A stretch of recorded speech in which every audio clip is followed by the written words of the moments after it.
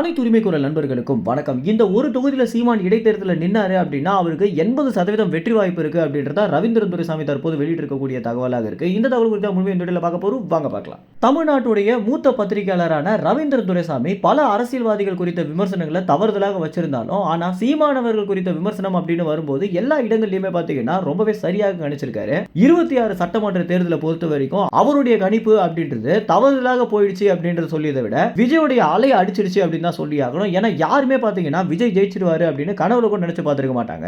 ஏன் வெற்றி அடைந்த தாவேகாவுடைய நிர்வாகிகளாகட்டும், வெற்றி அடைந்த விஜய் கூட பாத்தீங்கன்னா முதல்வர் ஆயிடுவாரா அப்படின்னு அவருக்கே கூட ஒரு கான்பிடன்ட் இல்லாம இருந்த நிலையில மக்கள் கூட பாத்தீங்கன்னா ஓட்டு போட்ட ஒருத்தர் கூட விஜய் அவர்களுக்கு ஓட்டு போடணும்னு நினைச்சுமே தவிர விஜய் அவர்கள் முதல்வர் ஆயிடுவாரு நாங்க நினைச்சு கூட பார்க்கல அப்படின்னு எப்படியும் திமுக தான் ஆட்சி பிடிக்க போகுது, விஜய்க்கு ஒரு ஓட்டு போடுவோம், நம்ம ஓட்டுனால என்ன மாறிட போகுது அப்படின்ற ஒரு மனநிலை தான் முழுக்க முழுக்க மக்கள் போட்டிருக்காங்க அப்படின்றது எல்லா மக்கள் கருத்துலயுமே பாத்தீங்கன்னா மக்கள் நம்மிடமே பகிர்ந்திருக்காங்க. தமிழ்நாடு இருக்கக்கூடிய முக்கிய பகுதிகளில் நாம மக்கள் கருத்து எடுத்த போது மக்கள் நம்மிடம் சொல்லிய ஒரே விஷயம் இதுவாக தான் இருந்திருக்கு. என்னுடைய ஓட்டுனால என்ன மாறிட போகுது அப்படின்னு ஒவ்வொருத்தருமே நினைச்ச ஒரு விஷயம் தான் தற்போது விஜய் அவர்கள் முதல்வராக மாறுவதற்கு ஒரு பெரிய காரணமாக இருந்திருக்கு. விஜய் அவர்கள் தற்போது ஆட்சியை பிடிச்ச பிறகு அவர் நின்ன 2 தொகுதிகளில் ஏதாவது ஒரு தொகுதியை ராஜினாமா பண்ணணும் அப்படின்றது அரசியல் சட்டமாக இருக்கு. அவர் பாத்தீங்கன்னா திருச்சி கிழக்குல தான் ராஜினாமா பண்ண போறாரு அப்படின்னு தெரிய வந்திருக்கு. இந்த ஒரு தொகுதி தான் தற்போது சீமானுக்கு வெற்றி தொகுதியாக மாறுவதற்கு நிறைய வாய்ப்புகள் இருக்கு அப்படின்னு அரசியல் விமர்சகர்கள் சொல்றாங்க. குறிப்பாக ரவீந்திரன் துரைசாமி பாத்தீங்கன்னா இதை தான் சீமானவர்களிடத்திலே வலியுறுத்தியிருக்காரு.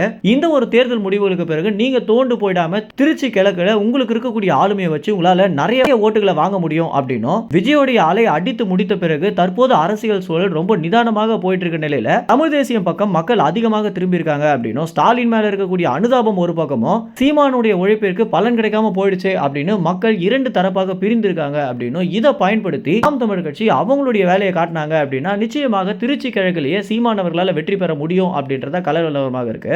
இது குறித்து திருச்சி மக்கள் என்ன நினைக்கிறாங்க அப்படின்ற மக்கள் கருத்து உங்களுக்கு வேண்டும் அப்படின்னா கமெண்ட் செக்ஷன்ல திருச்சி மக்கள் கருத்து அப்படின்னு கமெண்ட் பண்ணுங்க. நாங்க திருச்சியுடைய மக்கள் கருத்து கணிப்பை நிச்சயமாக வெளியிடுவோம். மேலும் இந்த தகவல் குறித்து என்ன நினைக்கிறீங்க அப்படின்னு உண்மையிலேயே திருச்சி மக்களிடம் சீமானுக்கு எந்த அளவுக்கு ஆளுமை இருக்கு அப்படின்னு நீங்க தெரிஞ்சுக்கணும்னா உங்களுடைய கமெண்ட் செக்ஷன்ல தெரிவிங்க. நன்றி, வணக்கம்.